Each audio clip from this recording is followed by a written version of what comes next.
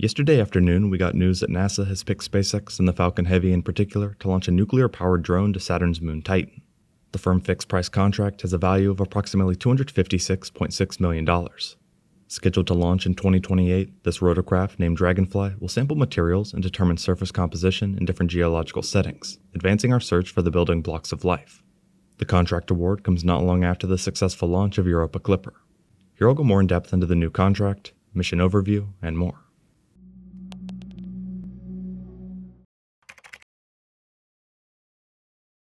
Yesterday, both SpaceX and NASA announced the new contract and included some details about the mission.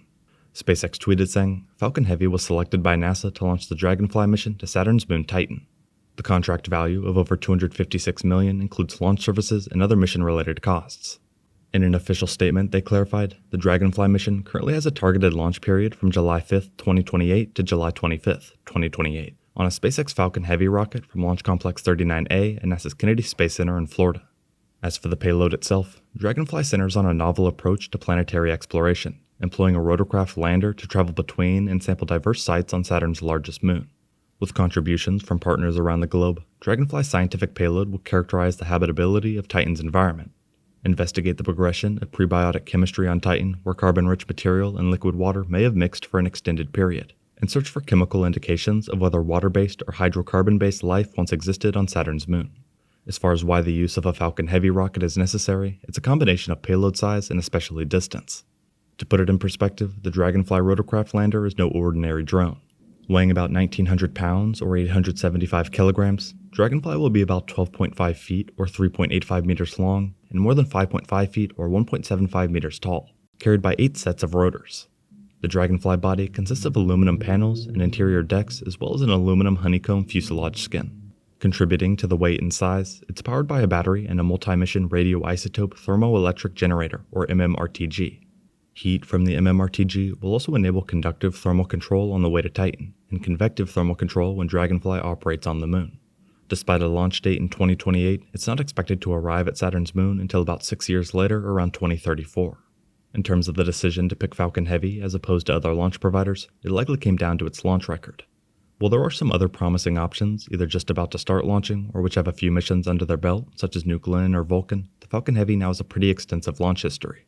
This includes 11 successful launches, with the most recent being the Europa Clipper mission.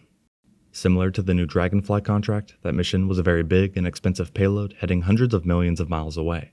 Also on that flight, the Falcon Heavy was fully expendable as both the side boosters and core were expended without landing legs or grid fins. Not to mention, between now and the launch date in 2028, we can expect the Falcon Heavy to have launched another 10 plus times. Focusing back on the contract, the awarded price of over $256 million is quite high compared to other agency-related Falcon Heavy missions in the past. It's assumed that the fact that this mission involves an RTG that needs to be integrated into the payload fairings and dealt with has added to the mission price. For comparison, Europa Clipper's price was $178 million and Psyche was $117. By far, this mission is one of NASA's most ambitious and features some very unique mission goals, assuming everything goes as planned. The rotorcraft will fly to dozens of promising locations on Titan, looking for prebiotic chemical processes common on both Titan and Earth. Dragonfly marks the first time NASA will fly a multi-rotor vehicle for science on another planet. It has 8 rotors and flies like a large drone. It will take advantage of Titan's dense atmosphere, 4 times denser than Earth's, to become the first vehicle ever to fly its entire science payload to new places for repeatable and targeted access to surface materials. The agency highlights that Titan is an analog to the very early Earth, and can provide clues of how life may have arisen on our planet. During its 2.7-year baseline mission, Dragonfly will explore diverse environments from organic dunes to the floor of an impact crater where liquid water and complex organic materials key to life once existed together for possibly tens of thousands of years. Its instruments will study how far prebiotic chemistry may have progressed. They also will investigate the moon's atmospheric and surface properties, and its subsurface ocean and liquid reservoirs. Additionally, instruments will search for chemical evidence of past or extant life. One of the most important mission milestones will be actually landing on the moon.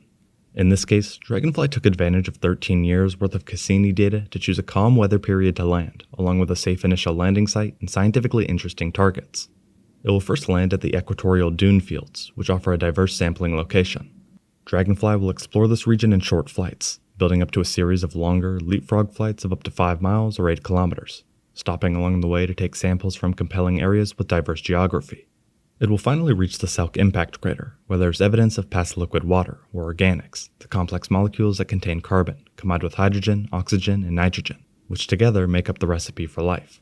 The lander will eventually fly more than 108 miles or 175 kilometers, nearly double the distance traveled to date by all the Mars rovers combined. Titan has a nitrogen-based atmosphere like Earth. Unlike Earth, Titan has clouds and rain of methane. Other organics are formed in the atmosphere and fall like snow. The moon's weather and surface processes have combined complex organics, energy, and water similar to those that may have sparked life on our planet. Titan is larger than the planet Mercury and is the second largest moon in our solar system. As it orbits Saturn, it's about 886 million miles or 1.4 billion kilometers away from the Sun, about 10 times farther than Earth. Because it's so far from the Sun, its surface temperature is around negative 290 degrees Fahrenheit or negative 179 degrees Celsius. Its surface pressure is also about 50% higher than Earth's. NASA's Associate Administrator for Science was quoted saying, "Titan is unlike any other place in our solar system, and Dragonfly is like no other mission." It's remarkable to think of this rotorcraft flying miles and miles across the organic sand dune of Saturn's largest moon, exploring the processes that shape this extraordinary environment, he said.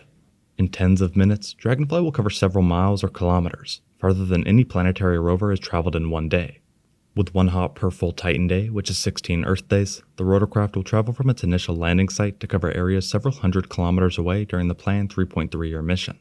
They point out that despite its unique ability to fly, Dragonfly will spend most of its time on Titan's surface making science measurements. As partially mentioned before, Dragonfly is nuclear-powered. The current RTG model is the multi-mission radioisotope thermoelectric generator. It's based on the type of RTG flown previously on the two Viking landers and the Pioneer 10 and 11 spacecraft. It's designed to be used either in the vacuum of space or within the atmosphere of a planet. The excess heat energy from an MMRTG can also be used as a convenient and steady source of warmth to maintain proper operating temperatures for a spacecraft and its instruments in cold environments.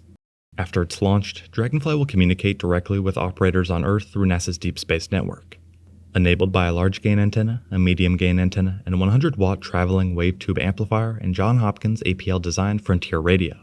At Titan, Dragonfly will rely on a mobility system that includes LiDAR, or light detection and ranging, inertial measurement units, navigation cameras, pressure sensors, and wind sensors.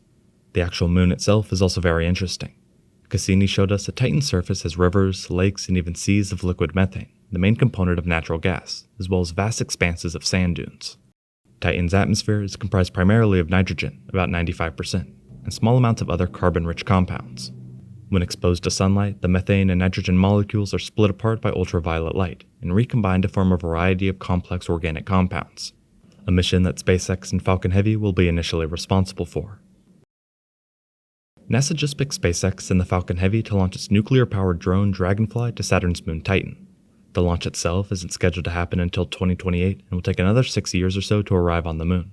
If successful, we'll have a drone flying around hundreds of millions of miles away, investigating the surface. We will have to wait and see how it progresses and the impact it has on the space industry. Thank you very much for watching.